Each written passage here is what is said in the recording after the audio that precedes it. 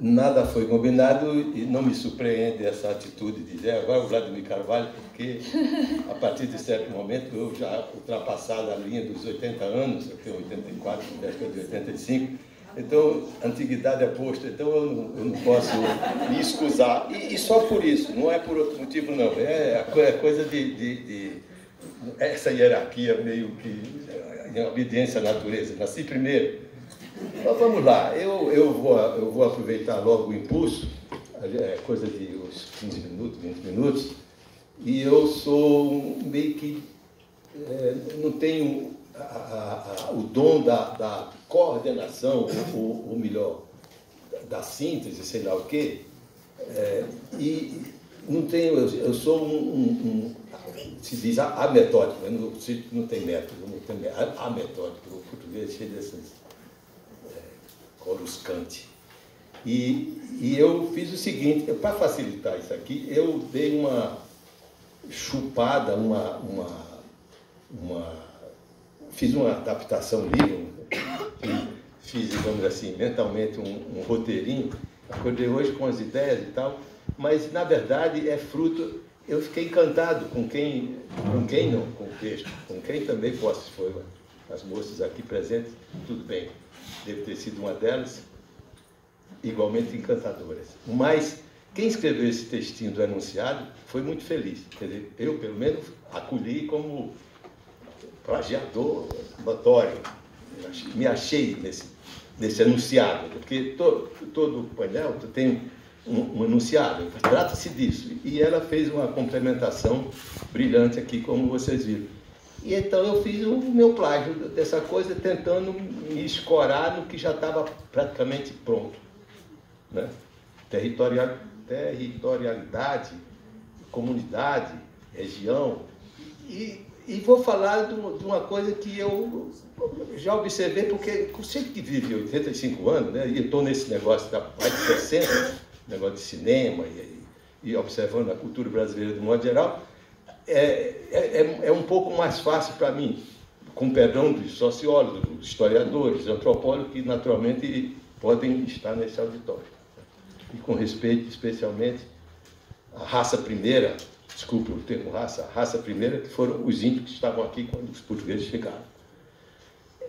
Então, eu me fixei nessa história do que foi imposto a nós, como comunidade. Porque esse negócio de comunidade brasileira é uma certa abstração. Na verdade, são várias comunidades, várias regiões e até alguns territórios, como todo mundo sabe. E território já radica lá, já é vamos dizer, uma expansão, do ponto de vista da língua, já está na terra. E foi a terra primeira, a terra deles, dos índios aqui presentes, que os primeiros, ou a primeira a ser sacrificada. Se diz hoje, eu sou nordestino como Edgar Navarro, que aqui está, que foi tão lindo, eu disse a ele aqui há pouco, quando nos abraçamos, foi uma epifania. Pela quinta vez eu viajei, entendeu? E o Edgar sabe disso. Os donos da terra, quando se diz os donos da terra, ou os donos de terra, é o coronel dono de terra, é o fazendeiro, o dono de engenho, o dono da usina, etc, etc. Isso radica lá atrás. Né? Isso é coisa... Eu estou pisando num terreno certíssimo, porque eu não sou historiador.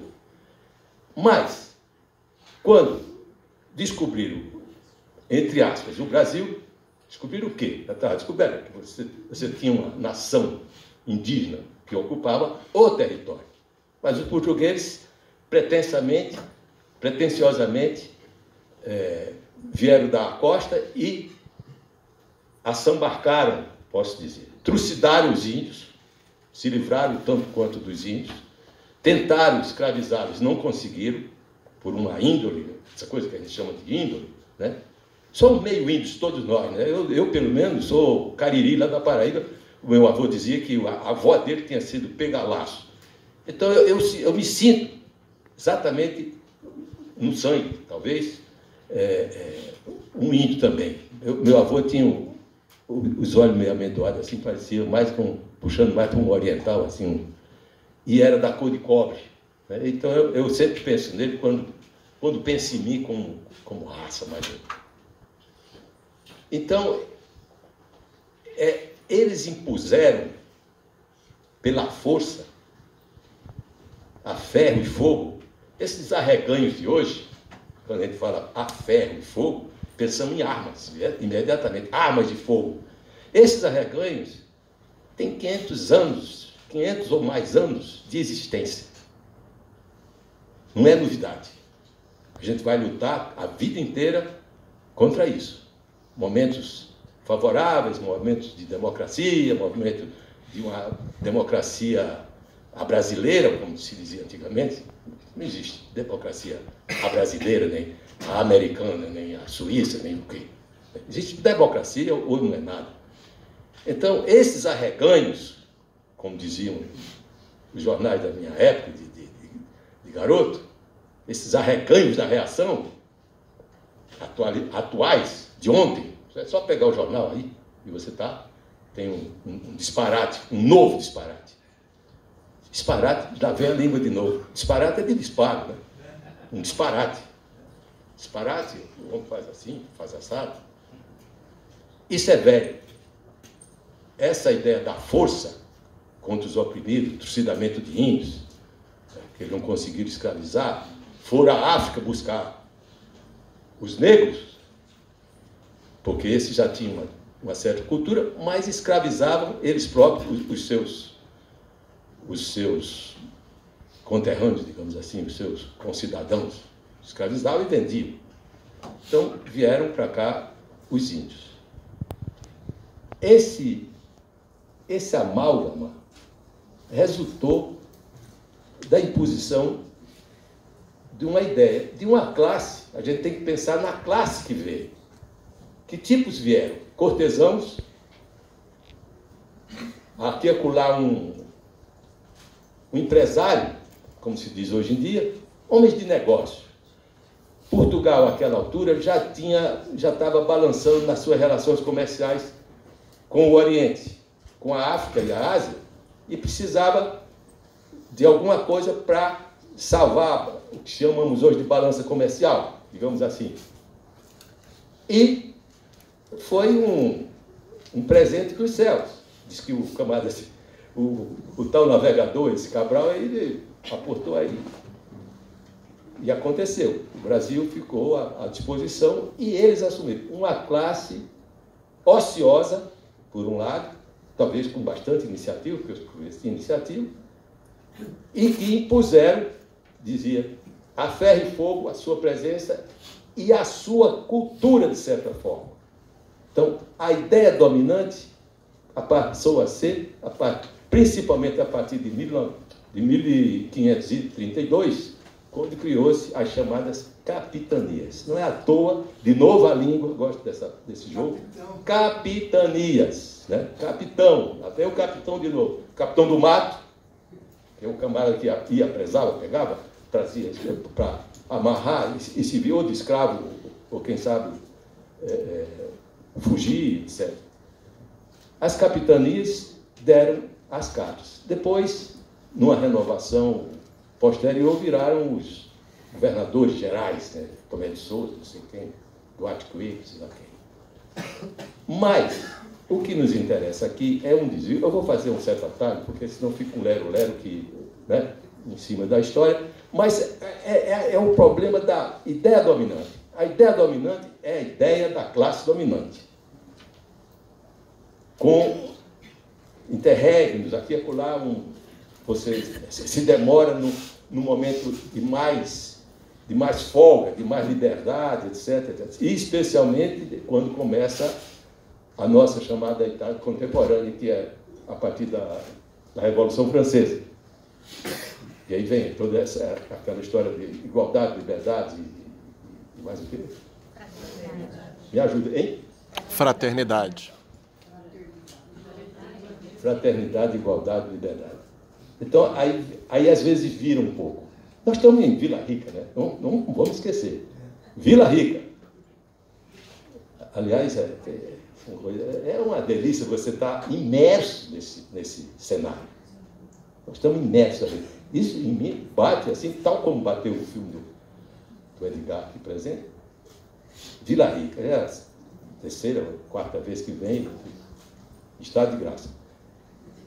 As primeiras manifestações que apontavam para uma liberação desse jugo, né, organizadamente, era uma espécie de academia de poetas. Imagina esse mundo, esse pequeno mundo em que a gente está imerso, encontrar Cláudio Manuel da Costa, digam-me aí alguns outros, Alvarenga Peixoto,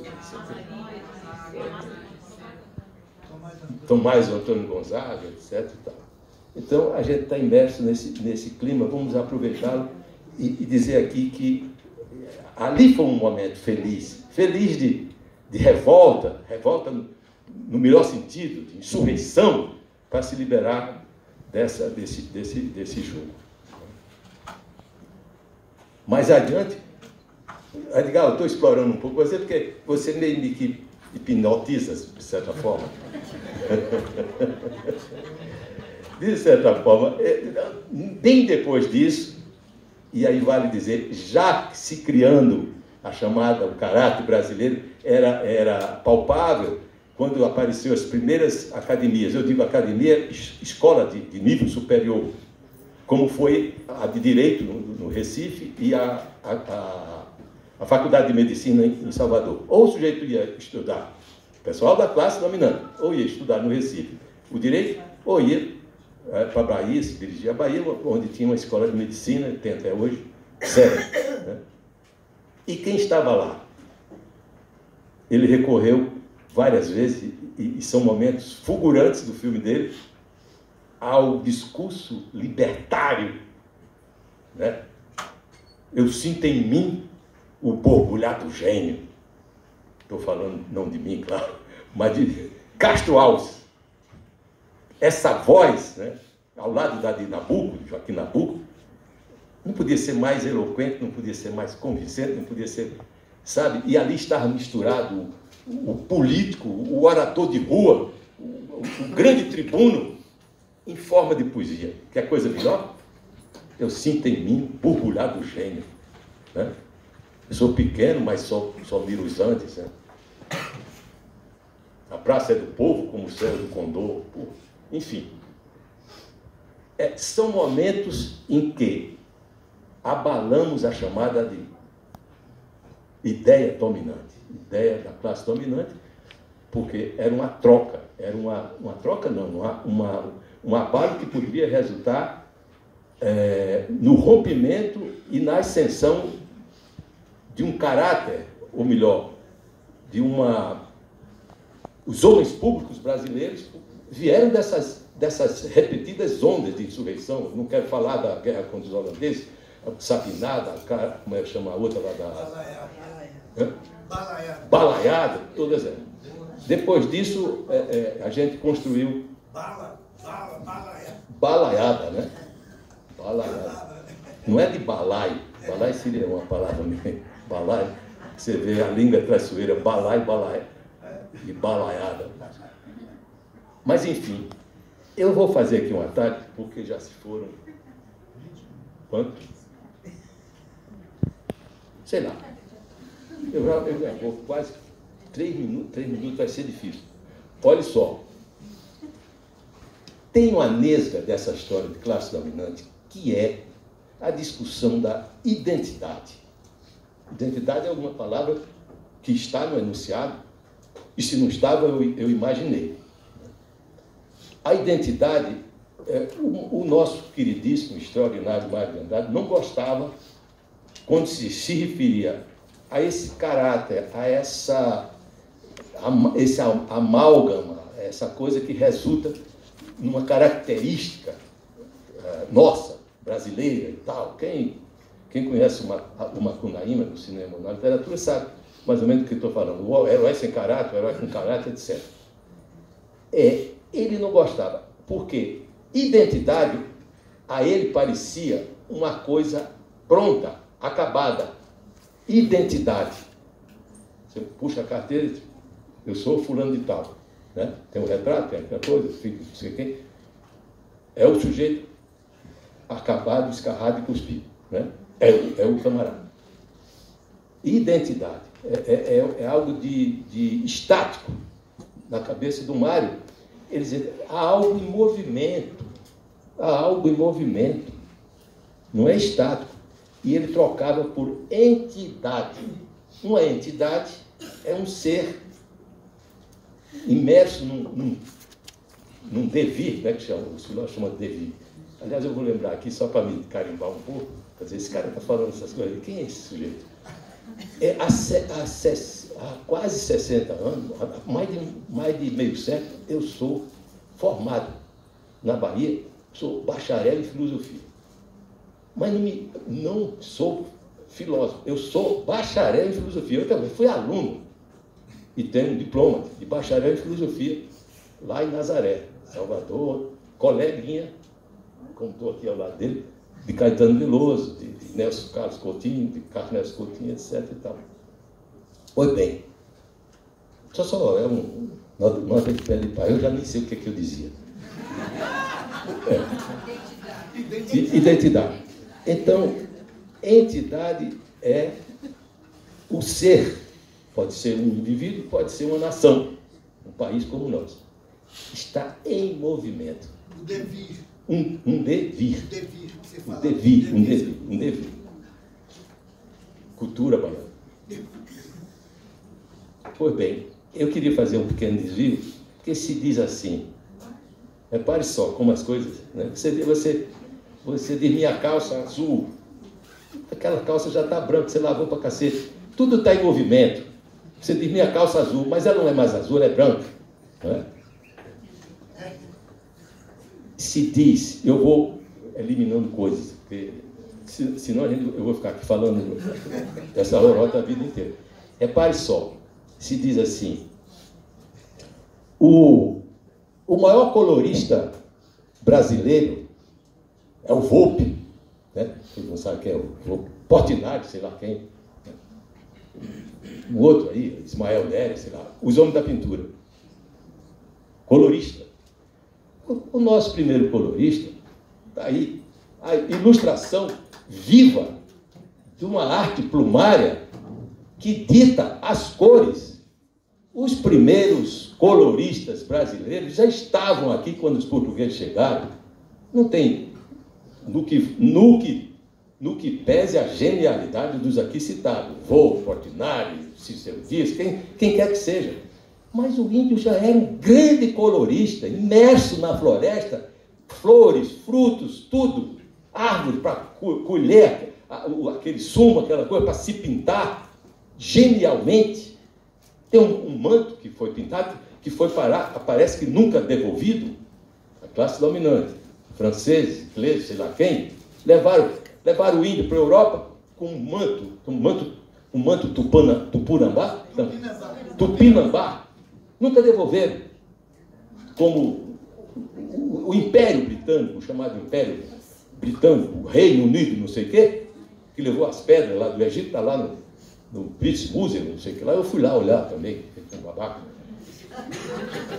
É isso. Se diz, o Brenan, um príncipe da aristocracia nordestina, os donos da terra, de novo.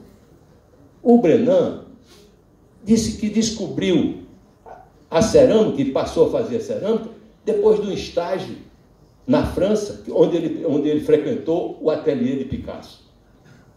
Não. Bastava ele ir a Marajó. De novo o índio, Marajó. A coisa mais linda, uma produção genuinamente nossa. Quem conhece a cerâmica do Marajó, ela sabe, isso é deslumbrante. Vasos e potes e coisa rusticamente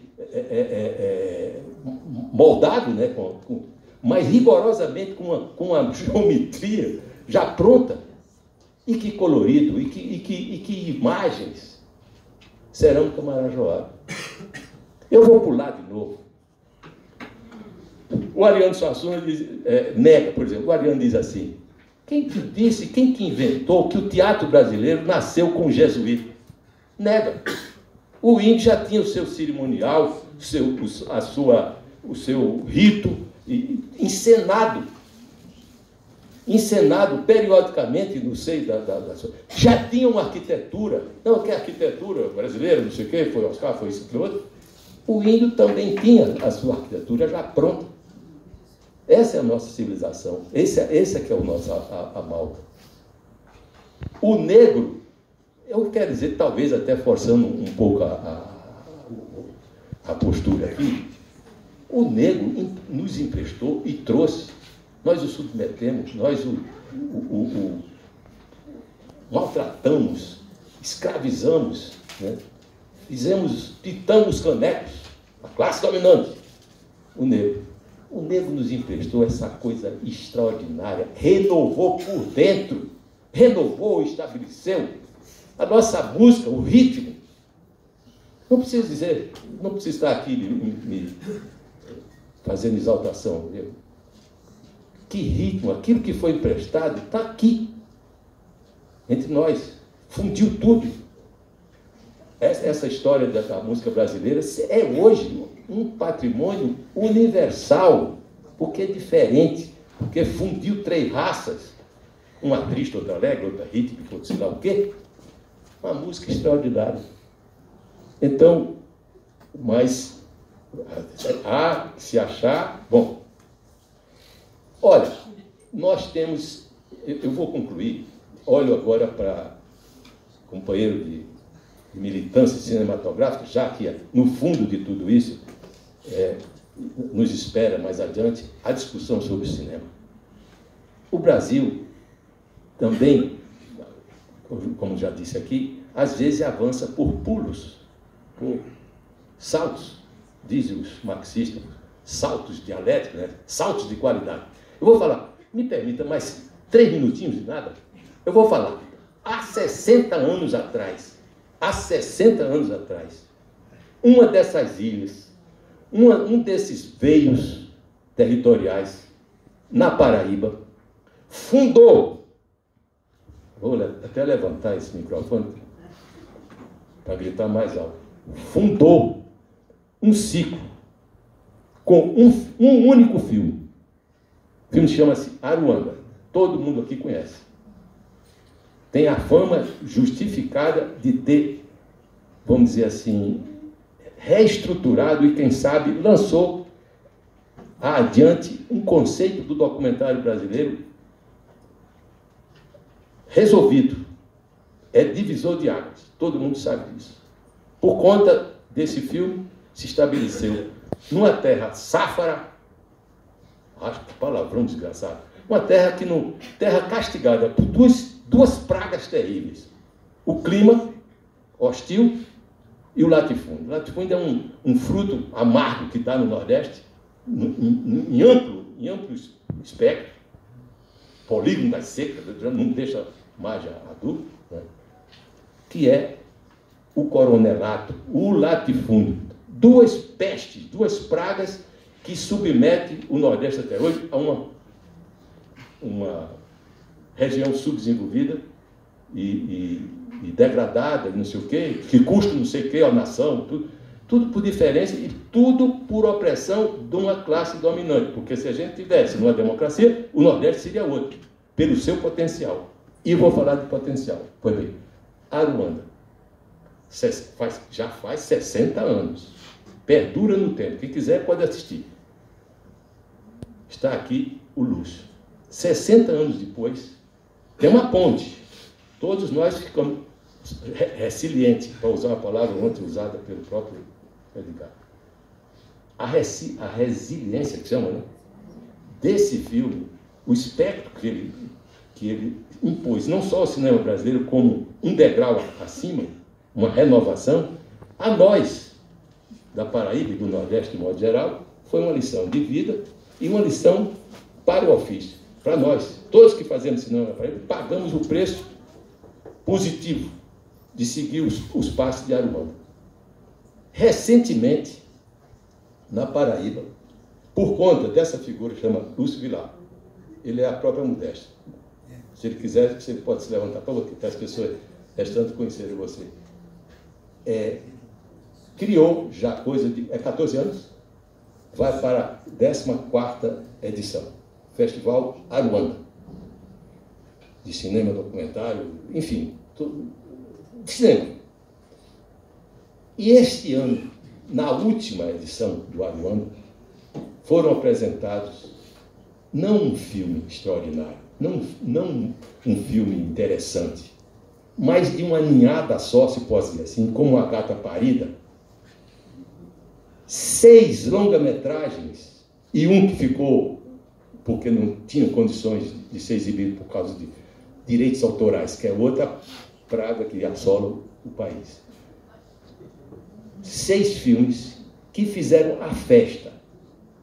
O Jean-Claude Bernardet, com a autoridade que lhe é peculiar, numa enorme de uma entrevista de 2 páginas na Folha, enalteceu o que o Zanin, no Estadão, num texto também memorável, chamou de a primavera do cinema paraibano. Porque todos, por unanimidade, quem estava em João Pessoa, quando assistiu a esses 6 filmes, como se fosse uma semana, se dobraram a qualidade excepcional ao nível artístico e técnico desses filmes. Quer dizer, isso é o rastro de Aruanda.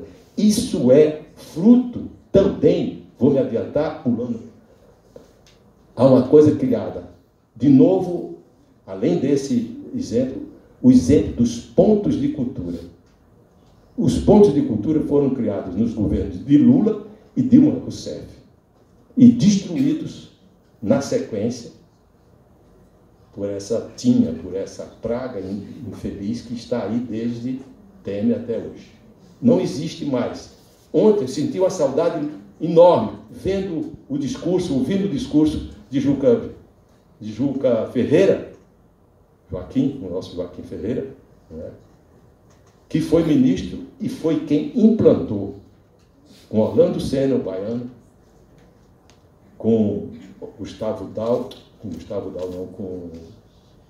esqueci, me bateu um branco agora. Enfim, aquele foi um momento, daqueles momentos que é de virada. O que se instalou de cineclubes, de pontos de cultura nesse país, eu mesmo fui premiado. Existe. Se não derrubaram, se não tiraram a placa da parede, eu mesmo fui contemplado com uma sala dentro do Ministério da Justiça. Aquele filme, O País de São Saruê, ficou 9 anos preso na censura, e eles restauraram, nos devolveram os direitos do filme e puseram, em homenagem ao filme, uma placa, uma sala O País de São Saruê, ao lado de uma sala Joaquim Pedro de Andrade. Bom, para dizer isso, infestou-se o país, um ânimo enorme tomou conta, porque veio os pontos de cultura. Hoje, degradados totalmente, desapareceram de cena. E, se for pelo programa desse governo, mais ainda. Agora, nós estamos reagindo. Recentemente, todo mundo sabe, e a gente está curtindo essa, os filmes do Karim Anus Karim, ou Karim Anus, já não estou me lembrando mais, estou cansado, do Kleber Mendonça, vitoriosos em Cannes. Essa é a resposta. Enquanto este homem combate a cultura e a educação, derrubando tudo, a Coreia do Sul investe, num ano só, 1 bilhão e 600 milhões na cultura do país. Agora mesmo leio no jornal, a UF está recebendo o arquivo de Fernando Brodel, composto de 20 mil livros. A USP e a Universidade de Brasília, a UNB, estão fazendo uma balbúrdia no seu laboratório através das... Como é que chama? Do microscópio dos seus laboratórios, cada dia mais chamado de balbúrdia por esse imbecil.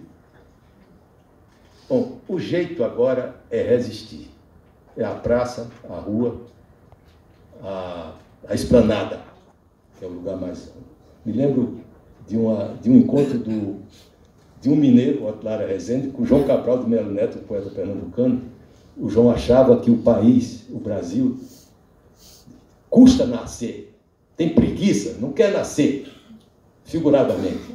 Tem preguiça, vai devagar. E o Otto dizia a ele, olha, no interior de Minas, há um costume muito interessante, havia, pelo menos, quando ele era menino, as parteiras, quando encontravam uma parturiente com dificuldades para realizar o parto, pedia para que ela soprasse uma garrafa.